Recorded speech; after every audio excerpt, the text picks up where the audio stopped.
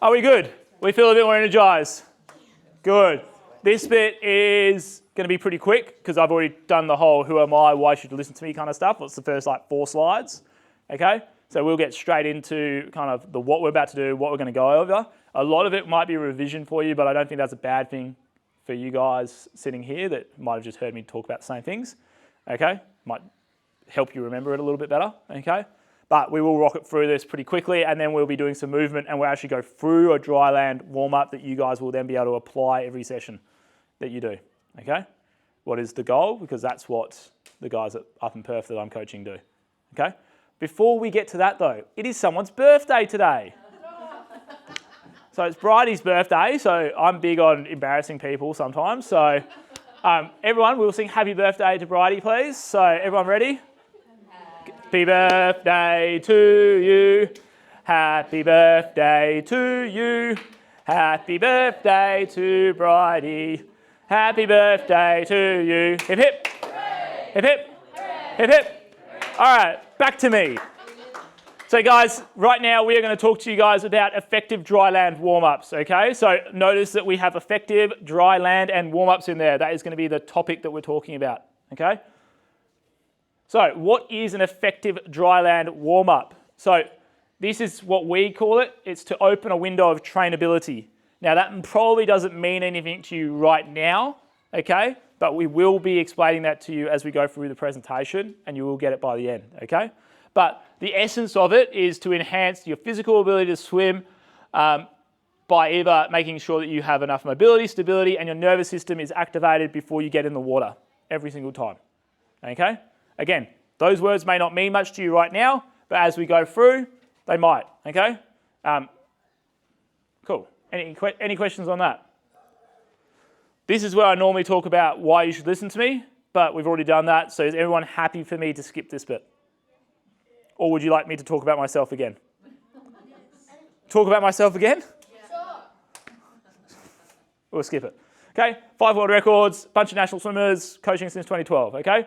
Most importantly, that's me diving off the block with a Bunbury Swimming Club cap on back in 2008. Hence the pixels that you can see on the photo. Okay? Sound good? So I am one of you guys. Okay? All right, who currently does anything before they get in the water on dry land? Yeah?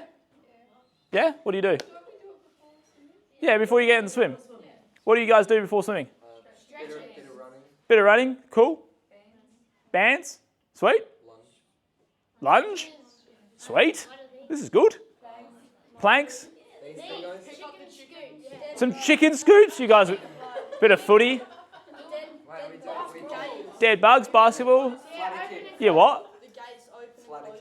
The gate open, closing. Yep, cool. Over like if you were going to go over a hurdle like that. Yep. Some planks, some flutter kicks. Wicked. So you guys do something beforehand. Excellent. So you guys are going to relate to me when I'm talking about this stuff because you're already doing it. Great. So while we're going through this, guys, you're already doing something, and it does sound like you're doing something pretty effective as it is already, but we're going to refine it through this presentation, and then at the end of it, you'll get my one. Okay? And then if you choose to just keep doing your one and not do the one that I use, that's up to you. Okay? All right. So when you guys do this warm-up that you guys all do, okay, how does it make you feel when you get in the water? There are 10 answers that I need from you guys before we'll go next. So you guys have to chat. Loose. Good. It's not a right, wrong thing. I just want to know what you guys think before I tell you what it is. You feel less tired? Good. Warmed up. That's a very good one. You've ruined one of my jokes for later when you guys get stumped and I can go, it's in the name, but thank you very much for that. Next.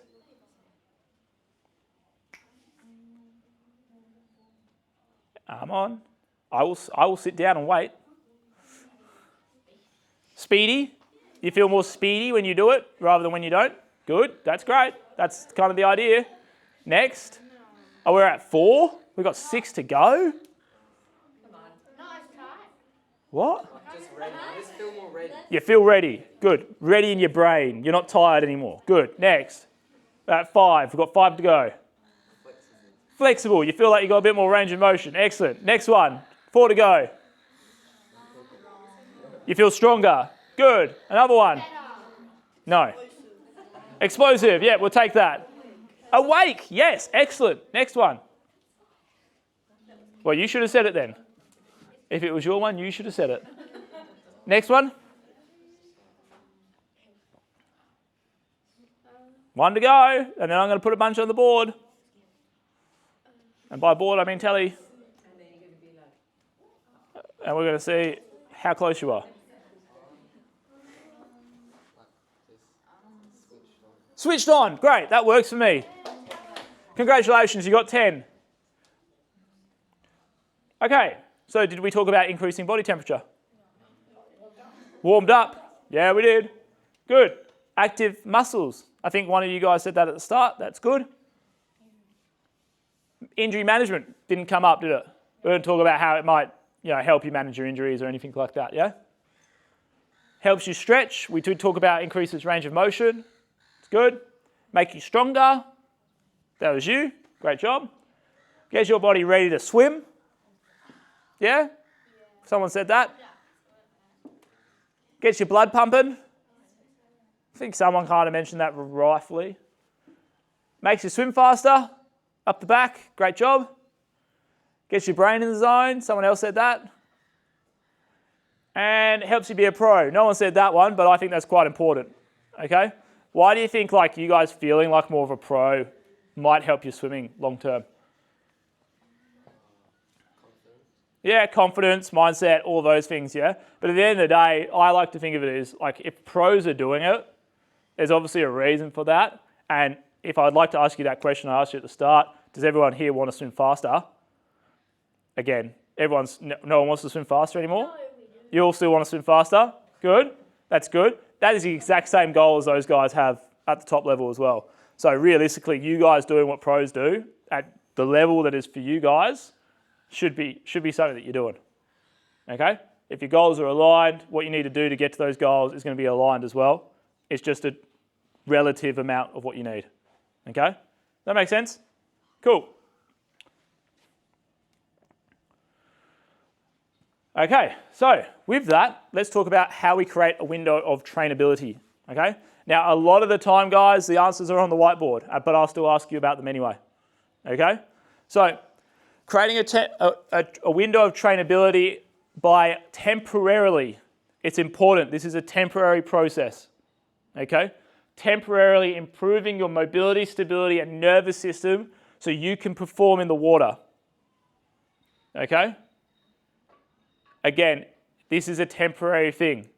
This is what we do so when you turn up, if you had, for example, you're naturally less mobile in your shoulders. My friend over here that we explained about that before, okay? What we can do is do a dryland warm-up that helps him release those shoulders so when he gets in the water, he has that range of motion and can train with that range of motion. When he gets out of the water again, he's probably going to regress a bit back to his normal baseline, what is not as flexible as he wants to be, okay? But he won't regress all the way. So if he continues to do it over and over and over again, what do you think might happen? He'll improve overall and become flexible through his shoulders in the long-term process, okay? That's why I like to stress that it's temporary. We're looking at the short term here. Okay? The presentation before was all about the long term, we need to do this so we can stay in the water longer, so over time you get better. This is very much like you're turning up to a training session, we want to get the most out of that training session. This is what we need to do it. If you continue to do it consistently over time, you will then get better. Okay? Sound good to everybody? Everyone on track? Excellent. So, who wants to have a go at what mobility means? Moving. Yep. This is when everyone starts reading. Range of movement. Yeah, range of motion. How much, where can you get yourselves in the right positions? Yep. Anything else that one to talk about? It's all on the screen, so you can. Yeah. Injury risk. Yeah, there's a bit about injuries. Decrease injury risk so you can get the correct position in the water. Now, I probably don't have to spend too much longer talking to you about putting your arm above your head and being able to get into a catch position, right? We covered that pretty comprehensively last time. Okay? All right? But to recite it so you guys can remember, okay? If you can't get your arm above your head, you're not going to be able to get yourself in the position to do an effective swimming stroke. Okay? It will not happen. You will compensate somewhere else. Okay? And then you'll build fatigue in places that you don't want to. That will create issues. Okay? Either in the shoulder itself, or in the back, or in your neck, or somewhere else. Okay? Because you guys know that you're supposed to have your arm above your head and try and catch through the water and swim when you're swimming. Okay? All right? That's pretty understandable. Okay? So your body is going to make sure that you get there somehow. It may not be through the function that we want it to. Okay? So often we will see people go like this, and if they can't get their arm above their head and they only get to see here, they'll be here, but to get their arm above their head, they go like that. And they lift up through their back, and they start swimming with their back on all the time and get lower back issues. Okay? Or get hip flexor issues because their hips are always extended and not getting enough strength through them. Does that make sense to you guys? Okay? It's very interesting how something in your shoulder can affect the other part of your body. Okay? This is a way to help prevent that because we're going to create more range of motion for you every single training session so you can get in, make sure you're ticking the boxes, and get better over time. Sound good? That's the mobility component. Stability. We talked about stability before. Why is that important? Prevent injury is one of them. Yep. What's the other bit? Maintain position. Maintain position so you can Better. swim Faster. faster. Thank you. Good. Do we need to go through that whole little demonstration again? No. If you put your arms up above your head, you reach up, you pull them down, and then you pull through, you can feel that stuff working. If you go like this and go like that, you don't. Okay? So maintaining that shoulder position in the right place will really help you with that. What about, let's take it away from your shoulder for a second and go to something like your core or your trunk. Okay? So core and trunk for me are interchangeable words. They're the exact same thing. You guys have probably heard about core muscles. Am I correct? Yeah. So your abs, okay? Who goes core muscles? That just means my abs. Yeah? It's okay. That's the norm, okay? When I think of core, or that's why I use the word trunk. I don't actually like the word core. Trunk, it means everything from here to here. Okay?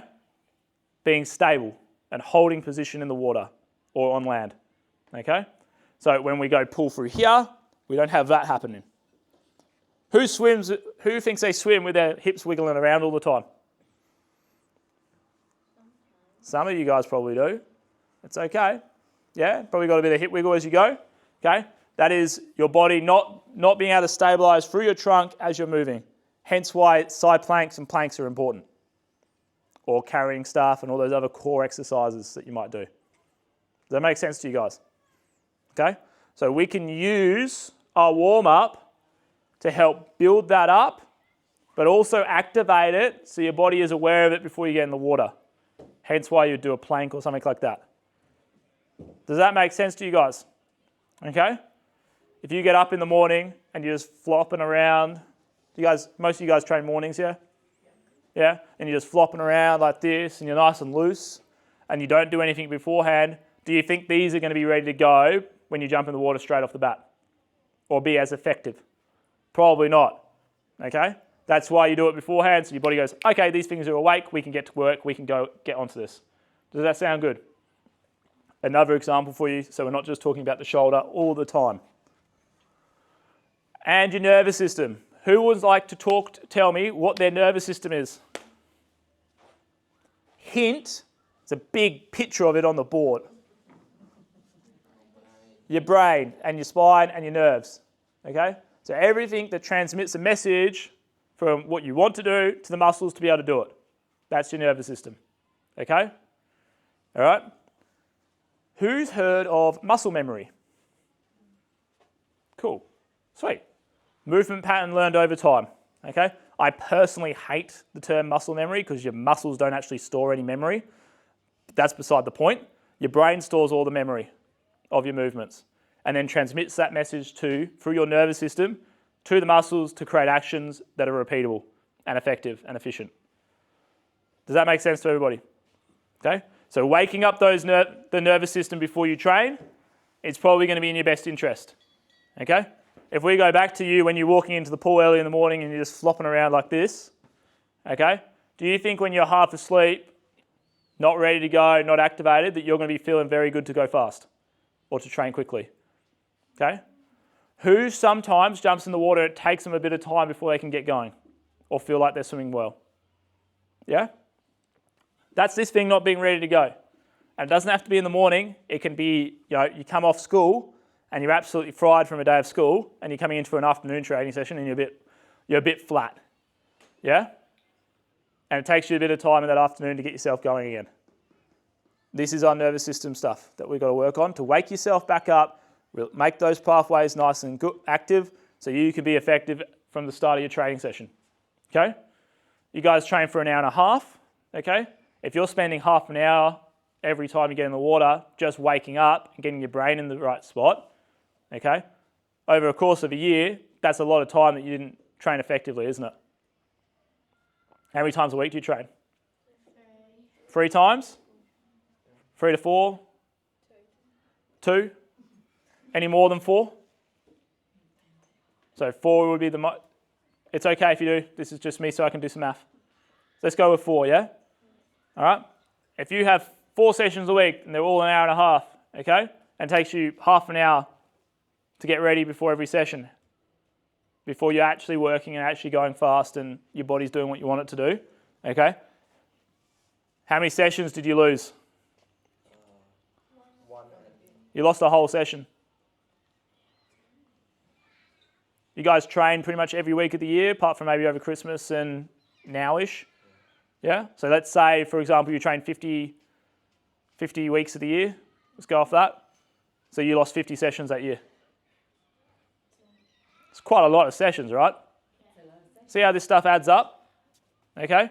However, you could turn up 10 minutes beforehand, do 10 minutes of an activation sequence or a series of movements with a bit of activation at the start, okay, and gain those 50 sessions back.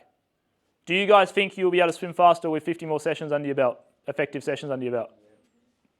Yeah? So I think you probably could. Yeah? It would make sense, right? If you're more effective every single session, you'd probably go faster at the end of the year when you wanted to, right? Right? Everyone still want to swim fast? Yeah? Wicked. Let's get into it then. So this is the process that we are going to go through to make this happen. Okay? All right? First off, we will mobilize you. Okay? And we will mobilize you through... Did you leave your phone lying around somewhere? No, I just had to go and I had smashed my phone. I had to go and pick it up. Oh, I thought he left it outside and you had found it. I was like, oh, brother, you've had 2 looks today. So mobilize, we'll do that through specific and non-specific movements, okay? Or stretches or however we want to do that. I like movements that hit multiple things at once, okay? Just because it's more time effective than you standing there stretching, okay? Then we will stabilize through specific and non-specific holds, okay? And you guys will all be able to experience these holds in a bit, okay? And then we will engage through specific activation exercises or non-specific games, okay? Yes, I like games before you guys get in the water. If your coach doesn't like you mucking around before training sessions, that's absolutely fine. Don't send them my email, okay? But I like games beforehand. I like games for a few reasons. Nothing gets kids more competitive and more ready to go than playing some activation games beforehand, okay? Like Foursquare or Fun War is the #1 game I think you could ever play before, unless people don't get too silly, okay? Like the amount of coordination that gives you and the competitive drive that gets people to do, like it works every single time, okay? However, that'll be up to you guys and what you guys find fun, all right? Bit too much risk there for me to directly give it to you, but because, again, we've talked about how, other sports, you can't control everything.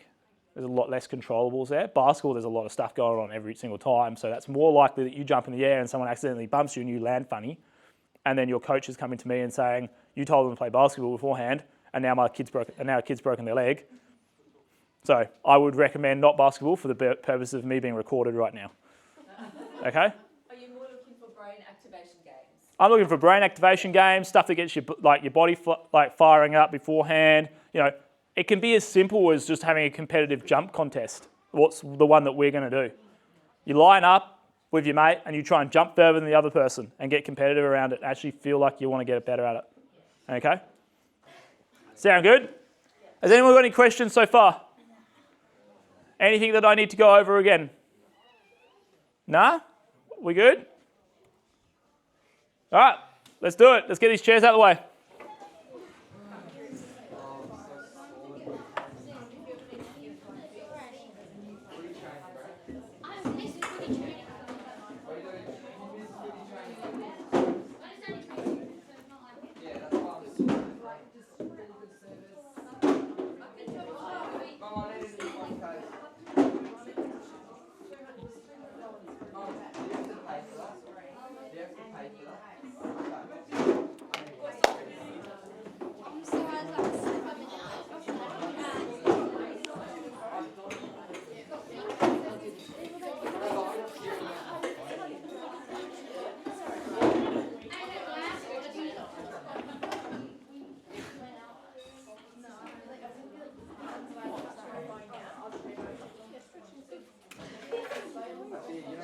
All right, guys and gals, parents, you're welcome to join in.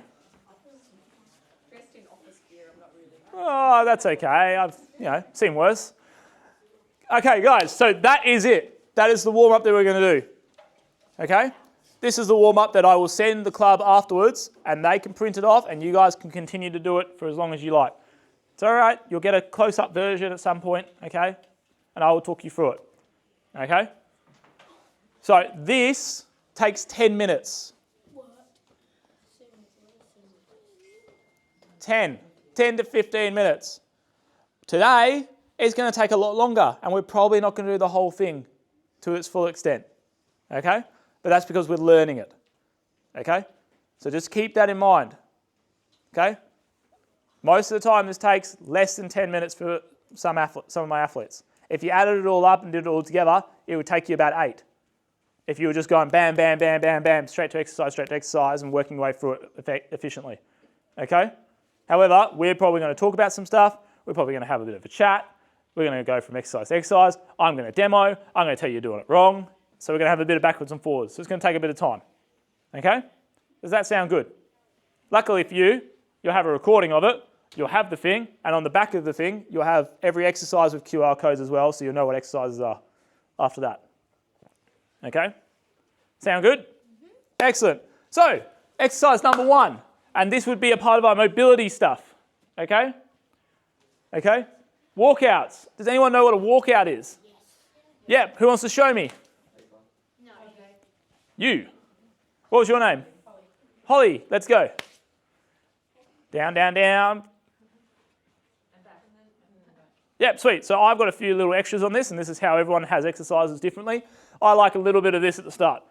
Big reach up, stretch back, and if you start making a noise that is like, that's good. There you go.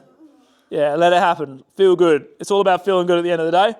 Now, you're going to bring your arms back down, and your chin needs to tuck in, okay, as far as you can.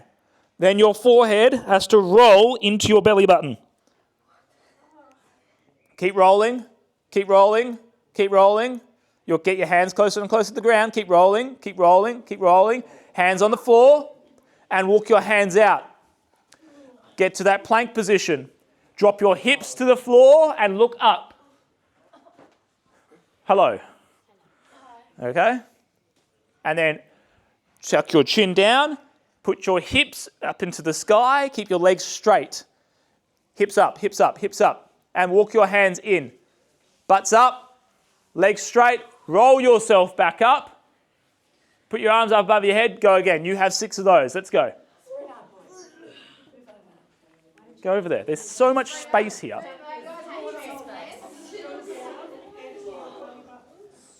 You guys have the best room I have done this presentation in, and you're all crowded around 1 to 4 square metres. The poor kids in Albany had to do this, and there was more of them in that space over there. You don't have to do a push-up. If you would like to do a push-up and feel like a big dog, that's absolutely up to you. However, not recommended, don't need to do. Just drop your hips, open up. So see how you get to the floor. You're down to the floor, and then your arms are bent. You got to get your arms straight so you can get your chest up. Okay.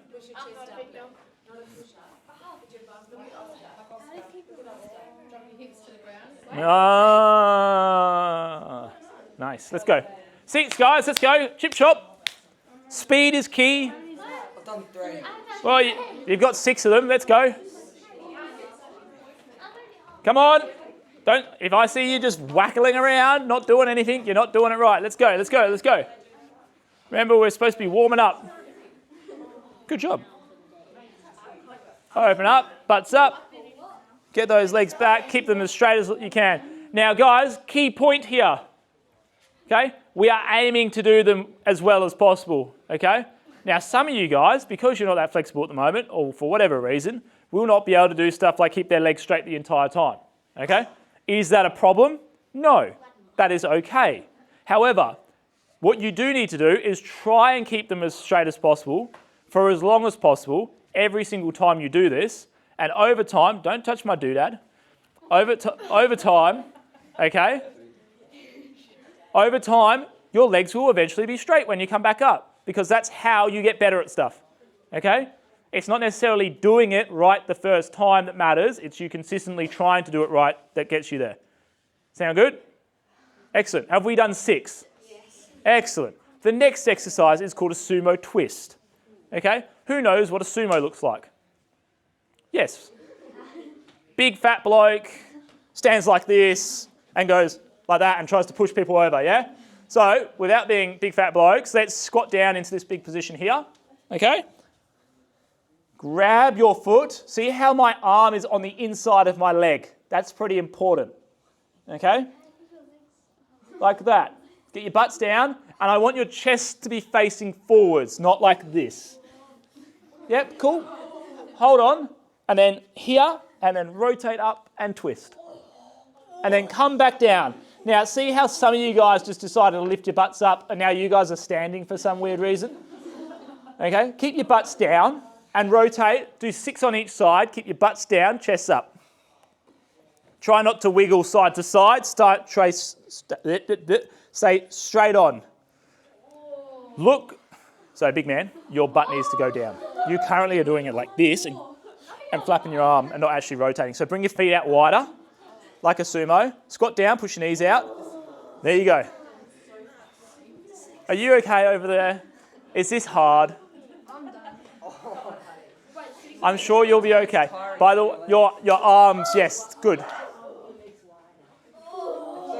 Wow. The poor kids in Albany also had to do this at 6 a.m. and you guys are doing it on your holiday.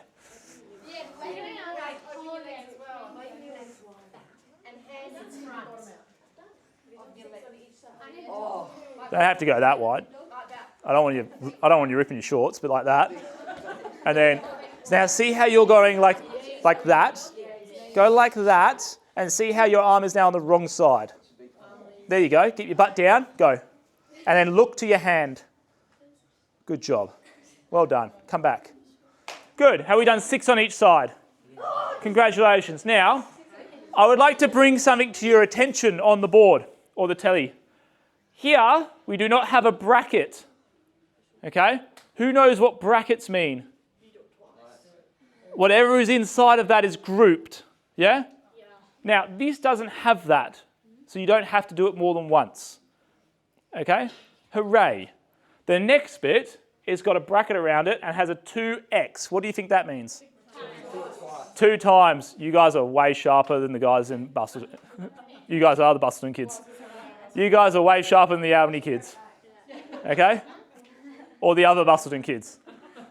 Okay? So we are going to do these 4 exercises. Okay? 1, 2, 3, 4. Then come back up. 1, 2, 3, 4. Okay? Understand? Excellent. A prone WTYI. Who wants to know? Who wants to have a go at telling me what that is? Prone means lying flat on the floor with your face down. So everyone do that. Hands out front or not? Well, you're going to find out in a second. Now, you guys. So before we all start just like holding hands and touching each other's shoulders and stuff like that, okay? I would suggest, once I've shown you everything, that someone's going to, every second person faces the other way. That way you're not going to smack your hands. Once I've finished explaining, or spread out some more, because you've still got heaps of space. So, a W, W-T-Y-I. W position is here. See how my thumbs are up. Elbows bent. And you'll hold it like that. Okay? 4 heads are down. Okay? And forearms are parallel to the floor. So they're in the same line as the floor. Off the ground? Off the ground. Yeah, off the ground. If you're not off the ground, it doesn't really work too well. Heads down. So relax, relax, relax, relax, relax, relax, because you're going to have to do it for 15 seconds in a second and then go straight to the next one. Nah, leave your feet on the ground. A T is out wide like this. Again, thumbs up, palms forwards. Okay? And lift shoulders up. Don't worry about how high your hands can go, because that's what happens there. You have a hand up really high and a shoulder down on the floor. Lift the shoulders up and the hands are just out wide. Once you have done that for 15 seconds, we will go to a Y. What is just like there. It's in between. And then you'll go to an I. What's like a streamline, but you don't actually want to touch your hands together. Okay? If you touch your hands together, one hand will do all the work for the other one. So you'll just hold that. Okay?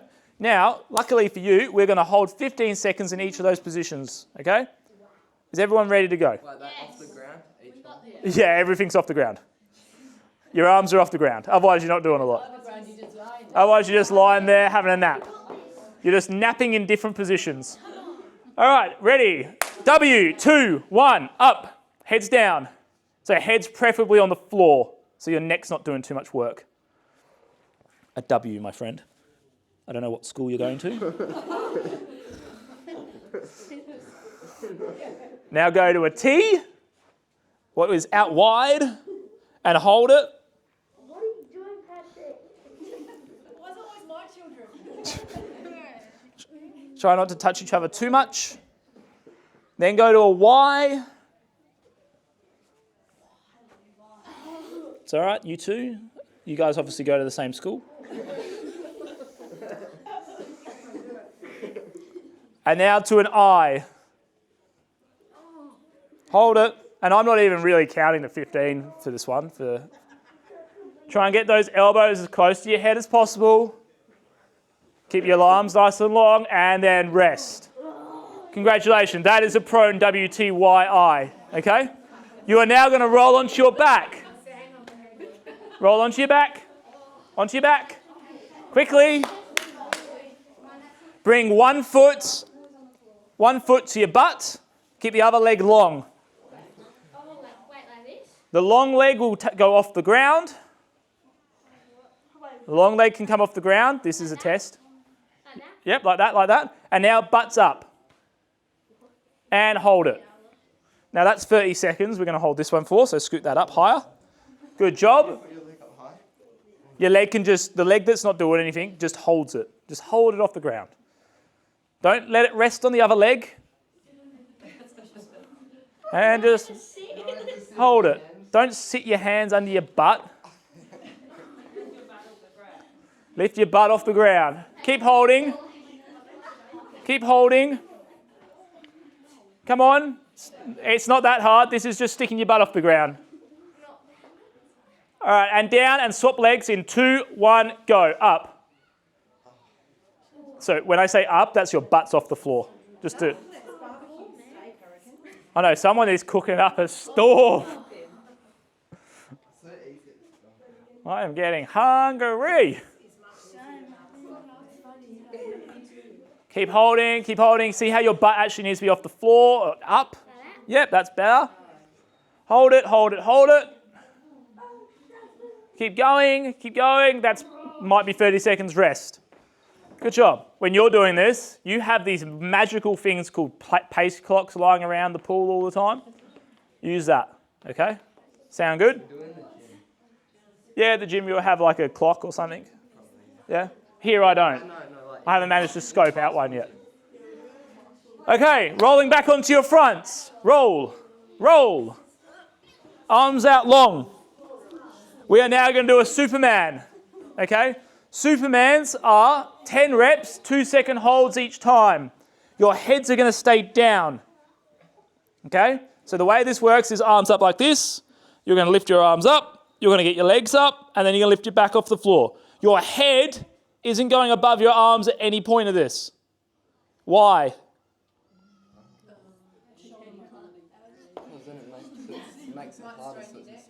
Think about your swimming. Where is your catch position? Arm above head. So if you put your head above your arm, we're doing something else. We're trying to get it towards your swimming now, without making it too swimming specific and weird. Sound good? Heads down. Lift your arms up, lift your legs up, lift your chest off the ground. Arms straight. And down. That's 1 rep. Up again. 1, 2, down. Up. 1, 2, down. Up. 1, 2, down. Up. 1, 2. Why are you looking at me? Down. Up. 1, 2, down. Come on, guys. Up. 1, 2, down. Yep, your back's going to do some work. We're extending through your spine. Up. 1, 2, down. 1 more will be enough. Up. 1, 2, down. Great work. Now, guys, a few of you are like, oh, my back hurts. Congratulations, your back has muscles in it. They also need to work. Okay? As long as it's not becoming something that becomes a problem afterwards or anything like that, you're probably going to be okay. There is a lot of fear around lower backs actually doing any work. They do need to do some work. Sound good? Because if you have a weak lower back, you're going to have weak other stuff. High plank toe touches. This one's fun. I will even demonstrate it for you. I find it so fun. You're in a plank position. Okay, this is called a high plank. Now we're going to touch our toes. And like that. Okay? You have 10 on each side. Again, what did we talk about earlier about long legs? And if you can't do it, that's okay. Just try and do it every single time. Important thing to note, guys, before you all dig in, keep your hands in the same spot. Don't walk them in and out. If you can't reach your toes, tough luck, grow longer arms. Keep going. Or stick your butt up higher in the higher up. 10 on each side. What is technically 20 if you can count or do math. Make sure you're getting back to flat. Don't keep your butts in the air. You can. I do opposites, but it's okay if they just go to the same. Opposites a little bit further to travel.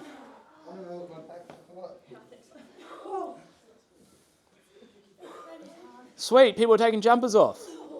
Must be a good sign that we're warming up. Good. Now, guys, you know how I said there's a bracket around it, so we have to do it twice? Yeah. Today you don't. Today you don't. Okay? And that's okay. All right? Because I can see that everyone's getting a bit warm. Everyone's breathing a little bit more, what's good. Okay?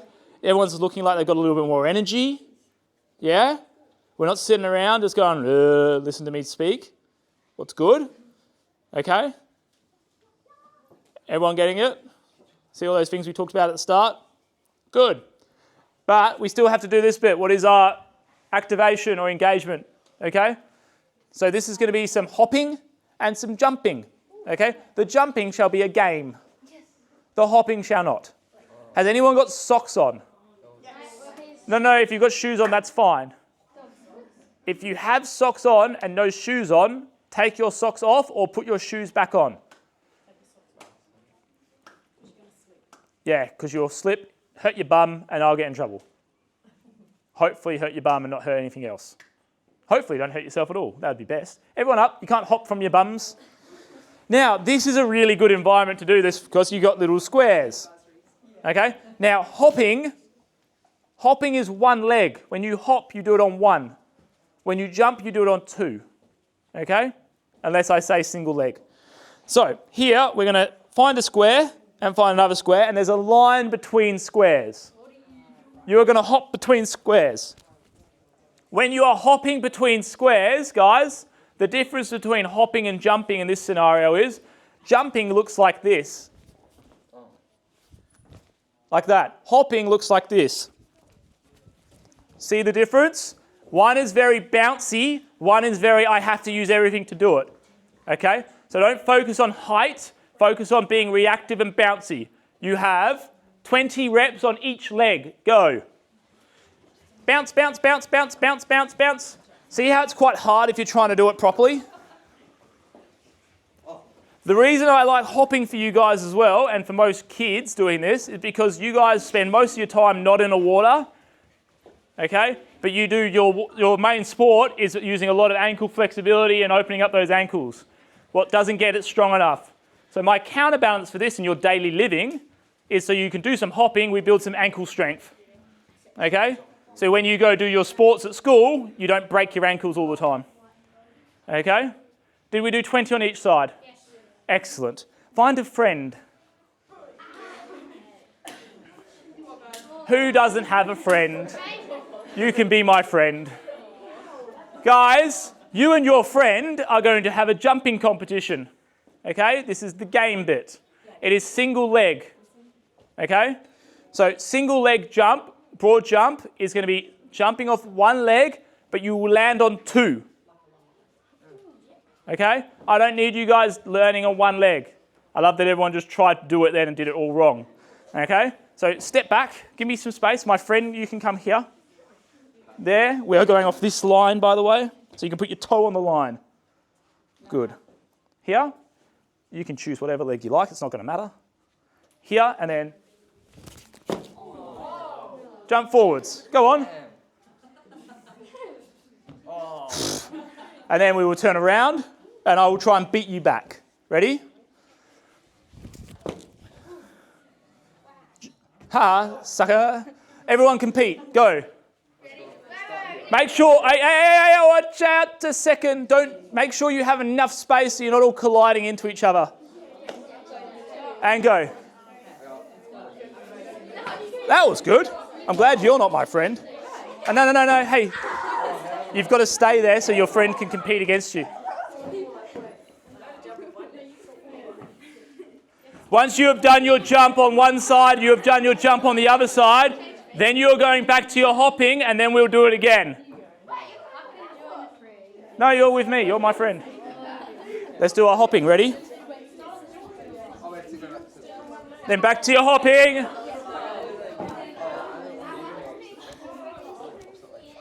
And then other side. Yeah, then you go back to hopping because there is a bracket around it. And remember what brackets mean. Look at me, educator. My whole family is teachers.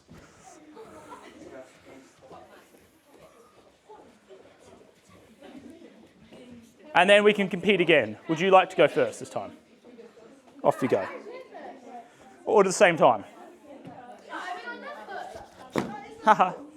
Other side, I had to go really hard the first time just in case you were good at jumping. All right, good. Last bit, guys. Let's go. Thank you for that. Thank you. It's okay. But I did crush you, so it's okay. Thank you for letting me win.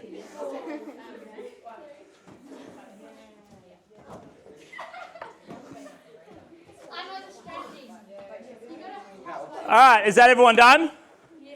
Great. Grab a chair. Grab a chair, have a seat. And question time. I like this bit because I get to sit here and not have to worry anymore. I didn't deliberately just pick the tall chair. Okay, has anyone got any questions? Yes. Can you well, I think I get lower back issues when I'm running long distance sometimes. When you're running long distance, you get lower back? So maybe a K. Yeah. Could you fix that somehow? Can I fix it right now? Are there ways that you can fix it? I would recommend that you work on your hip flexor because your hip flexor is probably really weak, okay? And it's pulling into you get lower back pain, right? So it could be, I'm not a physio and I haven't seen you do anything before. So if we exclude all any running mechanic issues or anything like that, probably a hip flexor isn't strong enough. Hip flexor is not strong enough, it's pulling your psoas too tight, or it's pulling you into your lower back, so you're probably running with pelvic tilt. So you need to work on your hip flexor. Okay, what's that there? So even if you hold your leg up like that for a while, in that very specific position like that, and just hold that before you go running, as in terms of what we just talked about in terms of warm up, and then do the other side, that might just give you the activation that you need, that might hold it for a little bit longer.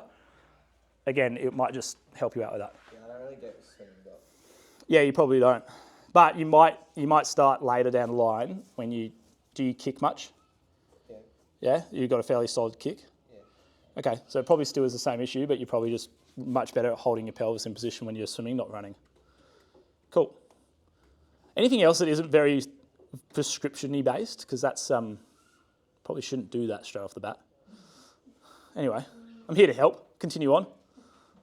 If they wanted to say, Tom's been interested in getting some you call them dumbbells. Yep. What kind of weight would you suggest that kind of 14, 15-year-old they would buy a 4 kilo?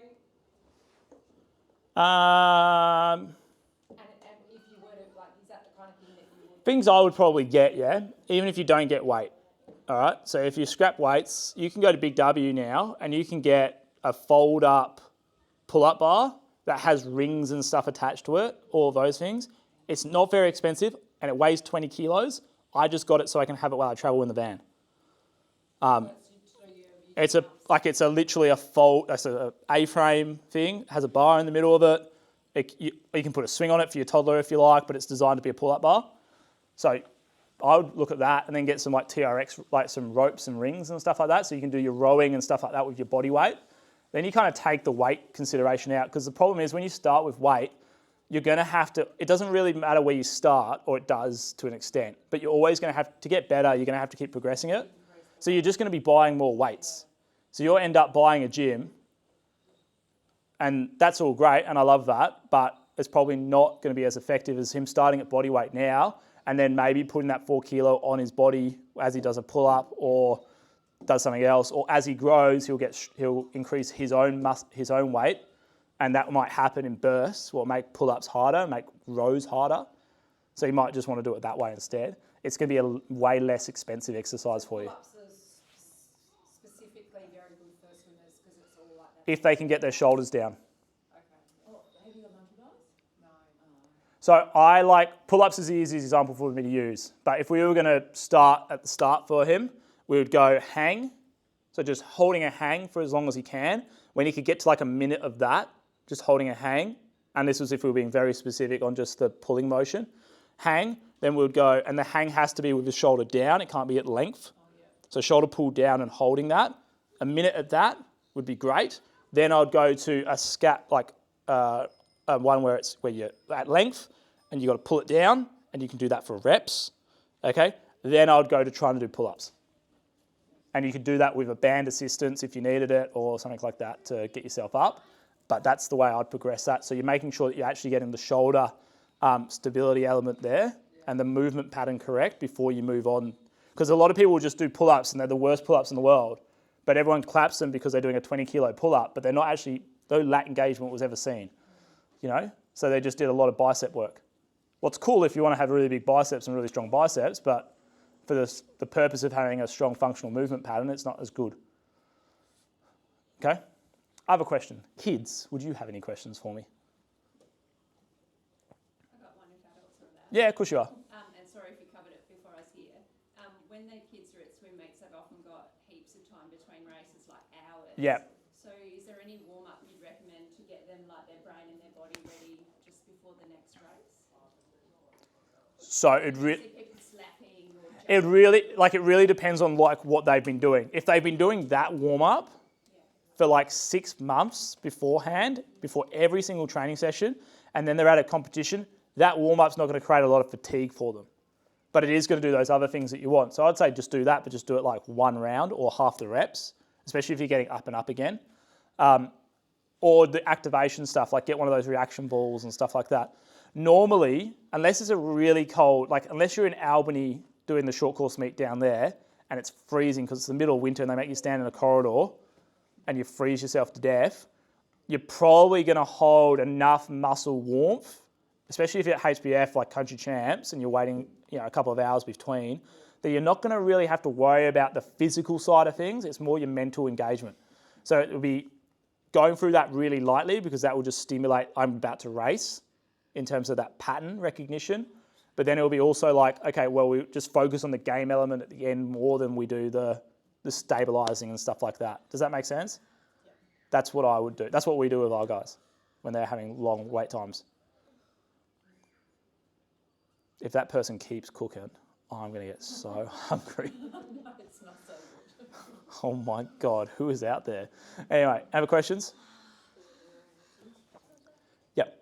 How do you fix, like, How do I when I do breaststroke kick, sometimes my, like, Your shins get really sore? Sore, yeah, like, really sore. Yeah, so you're probably getting, like, if you're running, you would be like a shin splint. So it's the same realistic thing. Your shins are being overworked. And because your tib is really connected the whole way down your bone there, you want to do just some like that. Like that would be, have it as vertical to the ground as possible and just do that without letting your legs swing. And you'll probably start feeling that tib doing some work. Yeah. Yeah? Starting to work? Yeah. Do that. Try that for a bit. Or you can do like a tib raise. What would be, if you have a wall that's easier, put yourself like this, and then you'd go like that. Come here. On the wall. So like lean on it, and then have yourself with a slight knee bend, and then lift your toes up, bring them down. Toes up, down. Feel that? Oh, yeah. Yeah? Working? Go sit down. There you go. Do that. Thank you for the clap. I don't know if that was for me or for him. Next, you can ask me anything. Like, again, I was a regional swimmer who had to travel a lot. If you've got questions around that, if you've got questions about like what freaking Open Nationals is like, I'm happy to ask those ones. Anything. If it's about the presentation, that's probably a bonus. If you don't, I can go eat. That's fine. You must have covered everything really well. Or they just didn't understand anything to a degree that they have no questions on it. Anything? Parents, any questions? Yep. So like, to be the fastest you can, you gotta like do the S and C, and swim a lot, and like do the drills, and then you'll be as fast. To be the best you can be, what I would probably recommend for you is to do the small things consistently over an extended period of time. Just like keep training. And Turn up to training, like consistently turn up to training. The more time, Dryland properly. do your dry land effectively every single time. That's fit. If you do that, so you guys train 4 times a week, right? Hour and a half, we've already covered this. We already covered the fact that you guys are probably losing 20 minutes to 30 minutes of every session at the start because you're not ready to go, yeah? Well, if we do 15 minutes of dry land before every single one of those sessions, you gained an hour of gym session every week. So that's 50 gym sessions that you also gained. So not only did you gain 50 pool sessions back that you weren't getting the best out of, you've also gained 50 gym sessions, okay? You guys have got to realise that you are, well, that's scaring me a lot. You're working in a game of volume here, okay? Like realistically, you're working in a game of volume and you guys don't have 6 2-hour sessions available to you. like some of the guys you're competing with can do. Okay? Right? 6 to 8 2-hour sessions. Well, I think it's too much personally, but that's beside the point. Okay? So what you do is way more important than how much you're doing. So that's why I say, like, do the small things really, really well consistently. And you will get way better, faster, and have less injuries than the guys who are doing a lot of stuff. Does that make sense? Does that answer your question? Yep. Okay. For a lot of our swimmers, I think swimming is probably not their only sport. Like it's Yep. kind of, it's one of maybe 2 or 3 or even Perfect. sports that they kind of, I think probably on average, Lisa, would you say our swimmers train two to three times a week for plus? 2 to 3 times for the younger ones. Yep. The older ones should be 3 to 4. Because a lot of them are doing Other sports? basketball. What? football, soccer. At this age group, and this is something that people get really messy on, at this age range, that's the best thing they can be doing. Because not only are they not only do they actually come to training and actually want to be there all the time, what's the main thing, because they've got other outlets to do, they're developing other movement patterns, they're getting stronger, they're able to move in different directions, their hand-eye coordination skills are much better, they're learning how to work effectively in a team. These are all things that when you become an open or an age group athlete and you decide that swimming might be the sport that you want to take a bit more seriously, is going to have way more effect on you than if you were a junior or an early age group athlete who decided, I'm just going to go full in on swimming and just do swimming. Okay? Carl Chalmers is the best example. That guy was almost an AFL draft pick after the Olympics. Adelaide offered him a gig because he's so good at football and he chose swimming. I don't know why, I would have chose the money, but he'd already won an Olympic gold medal. I don't know what else he wanted to do. But, you know, it's one of those things, right? So that's a pure, and everyone was saying to him for ages that he had to specialise and he had to become more sprint orientated. He just swimming, dropped the football, yeah? But for him, that was his outlet and that got him to where he needed to get to, okay? The norm, people are going to celebrate the guys like Michael Phelps and all these guys who are superstars from an early age and train like absolute animals, but they're like very much the minority of the guys who get to the Olympics and are successful or get to anything and are successful, okay? Do you think a lot of the time when kids do the younger age group, when they push swimming 6 or 7 times a week, they eventually give up? Yeah, so full disclosure, I also own the coaching providership for the City of Perth Swimming Club, so we provide all the training programs for that, okay? And the head coach, Owen, he says you've got 6 years as a top competitive swimmer in you before, you know, you're realistically running out of time. 6 years isn't a lot of time, okay? On average, it's like 6 years. He's got some stats for it. I don't know it. It's his job to know that, but he says 6 years. If you start those 6 years at the age of 14, where you're all in on it like crazy, well, by the time you're 20, when you're probably going to actually be good, you're probably over it or burnt out or had too many injuries that you couldn't keep up, okay? So, like, for example, I started when I was 14 and I went to nationals that first year, but I didn't start properly until I was 14. And even then, I was like, you know, kind of doing it. I didn't start properly until I was like 16, 18. And, you know, I had a lot of injuries, but that was because I was a bit of an idiot while training. So, hence why I do this now. Okay? Sound good? Yes. I know you go. I was just, if I come in late on this, sorry, that talking about regional swimmers, what's your advice on going up to Perth the night before meets or travelling on the day of meets? Like, we've obviously... It's a budget thing more than a performance thing, isn't it? 100%. Like, I think that's... Is there an ideal state? Is it better to be rested and then... Well, I think probably you'd want to travel the day before. Ideally? Yeah, because you're not turning up after a 2.5 hour car trip where you've been sitting in the same position and you're not like moved. So ideally, that's why people travel before the game. Like in professional sport, they'll travel before the game afterwards. But like realistically, like if you're going up to Perth for a night for a 1 day comp, is it really feasible for you guys, like for you to do that? And that's, you know, that's one of the big challenges that, you know, I wish I could help you guys with more, but I can't give you guys sponsorship money to drive up to Perth. So, and have accommodation up there. So for me, like, you probably want to pick your battles, like if it's states or if it's the meet that might get them a national time or if it's country champs, I'd probably travel the day before and I'd probably stay. I wouldn't be doing that journey up and back for your own sanity as well. It's still a lot of driving. But But from a performance aspect, yeah, you want to be up there the day before at least. If you guys are up there the day before and you do need someone to train, just reach out to us and you can come have a paddle at City with the guys there if you wanted to. That's always open to you guys as well. Yes. How many times a week did you train? I was up to 8 in the water, 8 2-hour sessions in the water and free gym. And then do you count your recovery sessions in that? Yeah. Okay, then I was turning up. So I was 30 minutes before every training session as well. And I was 30 minutes after every training session as well. So I was probably doing, what's that? That's a lot of math. That's 8 3-hour sessions a week plus 3 1-hour sessions. From what age? That was when I was in Perth. That was from 18. That's when I had no one to restrict the amount of training that I was doing. Hence why, that's not a great example of what you should do though, but you asked me what I did. So I wouldn't do that. I wouldn't recommend that to anyone now. If people come to me and say, I want to do that much volume, I tell them, no, you're not doing it. But I did because I did my MCL every 16 weeks and had to rehab it before every major competition I ever did because I was overloading my training. So, you can only get better from what you recover from.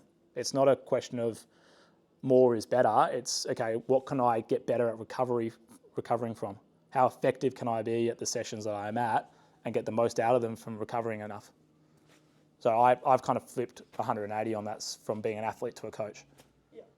And if you put in 100% effort when you are at training, would you still have to train 4 or 5 or 6 times a week at this level? Is 3 enough? If they put it in It really depends on your goal. 100% effort. Depends on your goal. If you want to go to nationals and compete at a national level, you might need to do more than 3.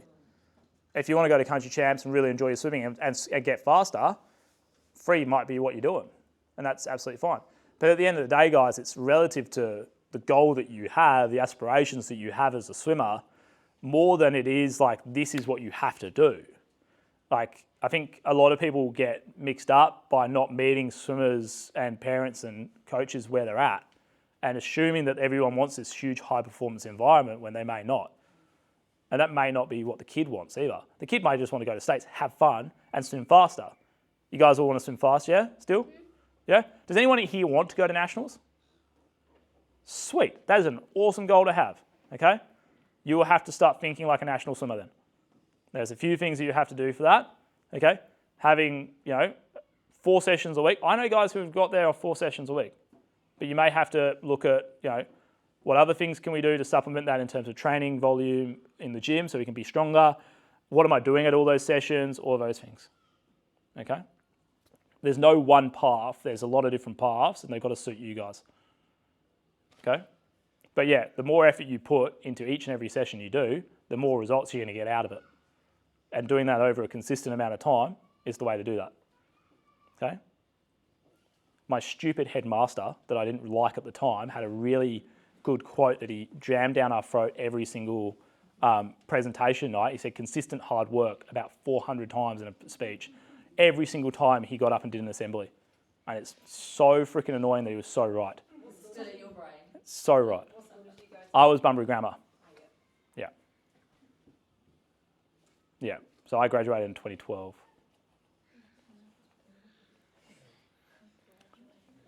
Anyone grammar? Any grammar kids? Nah. Oh, damn it. All busso? Philip and GMAS, we do have a couple. We got one from, we do have a couple. Yeah. Does GMAS still do the School of Grammar? Yeah. They're the same. Yeah. The record books probably still have my name in it, to be honest. I don't know. Ryan Evenden, it was on the board about 200 times. Right in the beginning. Yeah. If you can spell my last name, props to you. Yeah. Anyone else? Yep. So say I do water polo 3 times a week and that there's bad habits of having your neck up, like in backstroke, say, how do you balance that out with, and your head up in freestyle, like that sort of creates bad habits when swimming, how do you stop that? Apart from thinking really, so question for anyone who didn't hear was, you do water polo 3 times a week, yeah? And you're doing swimming 3 times a week? And you're getting your head position out of whack because the water polo is obviously head up, hips down, so you can see and play with the ball. and how are you going to be able to keep your head down. For you probably just need to get into the water every single time, and for the first like 20 minutes, feel like you're overcompensating on it by tucking your chin and thinking that you're looking behind you most of the time. And you'll probably end up being flat. Until you start getting to a point where you jump in the water and you do swim with your head flat and in the right body position. That would be my easiest bit of advice without watching you swim and having a time on pool deck with you. It's probably just, for you as a swimmer, because you're probably going to hear it from your coach all the time, like you need to get your head down, you need to get your head down, or whatever, and that's what they can see, but you're going to have to think, okay, well, I need to look down, I need to be looking underneath my body. You're probably not going to like actually swim like that realistically, because you'll feel yourself sink into the ground. You'll probably end up flat. So just overcompensate what you're thinking about, like chin to chest. You'll probably only, instead of being here, you'll probably be there. What's where you want to be anyway. Make sense? Try that. But otherwise, it's just like, you're playing two different sports and they have two completely different head positions. So you've got to... I think as long as you're conscious of it. Yeah, you're just going to have to turn up with that mindset of, okay, I'm in swimming now, I've got to tuck my chin down. Yeah? Do you like water polo more than swimming? It's okay. I honestly don't care. No. Don't like? You like both of them a lot? Yeah. Good. That's awesome. It's good that you've got two water sports that you're doing that with. And a lot would do surf lifesaving too. And that probably affects their stroke a tiny bit. Yeah. As well, in terms of open water swimming and pool swimming. Yeah, but like the best open water swimmers that I've got or ever had were surf lifesavers as well. A lot of them. Until like the 1500 guys decided and the 400 guys decided they were going to start doing open water. Well, it's kind of the trend at the moment, is that the pool swimmers, the distance pool swimmers are now going, well, we are so much faster than these guys. All we have to do is get a little bit fitter and then we can compete. And because most of the open water races are actually done on like around flat, the ability of like actually reading waves and all of that stuff, and most of the time, like, Paris was realistically the only time where there was a real ocean current in the open water race, what everyone was spitting chips about. But I was like, well, you guys are the best in the world, deal with it.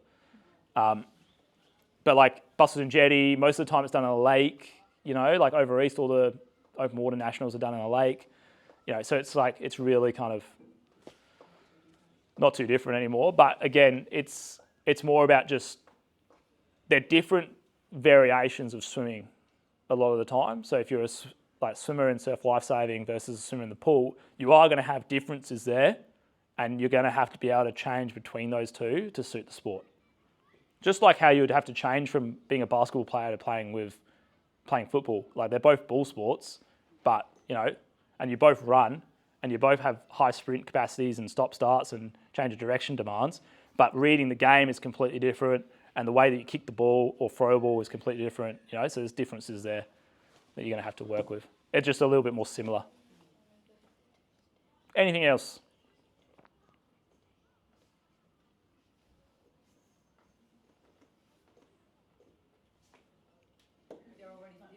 Same. Guys, thank you for letting me come and chat. As I said, I will send the club an email with the recordings from both these presentations. You'll also get the warm-up that we put up on the board as something that you guys can print off. I recommend you print it off, do it double-sided, laminate it, have it on pool deck. It's got the QR codes on one side and it's got the warm-up on the other side. So you can follow the warm-up, and then if you don't know what the exercises are and you want to watch me do some exercises, you can scan the QR code. It will take you to the videos. Okay? And hopefully we'll see you guys soon. Thank you. Just want to say thank you on behalf of our Oh, I got a present. taking the time to, I think we've all learnt a lot today, and we've all learnt some different things that we can add to our training, and hopefully I think they'll all take something away. So thank you very much. Oh, thank you. Awesome. Thank you. Thanks so much. Yummy. What is it? Wine.